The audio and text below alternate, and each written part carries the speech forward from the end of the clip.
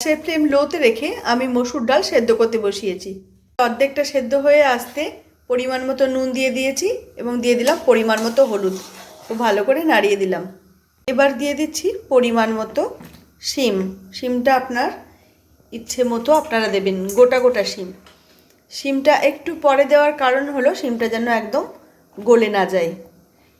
একদম লো ফ্লেমে রেখে সেদ্ধ হতে দেব শিম এবং ডাল দুটোই। ডাল এবং শিম দুটোই খুব ভালো মতো করে সেদ্ধ হয়ে গেছে। এবার আমি নামিয়ে দেব। গ্যাসের ফ্লেম বন্ধ করে দিলাম। কড়াইতেই রসুন এবং কালো জিরে ফোড়ন দিয়ে নামমাত্র তেল দিয়ে করে রাখা ডাল ঢেলে দিয়েছি। এবার একবার মাত্র ফুটিয়ে নামিয়ে দেব। একদম তৈরি হয়ে গেছে শিম ডাল। এবার নামিয়ে দেব। আজকের খুব সহজ, সুস্বাদু এবং পুষ্টিকর রেসিপি শিম ডাল একদম তৈরি হয়ে গেছে। আজকের মতো এটুকুই। আবার আসবো পরের ভিডিও নিয়ে।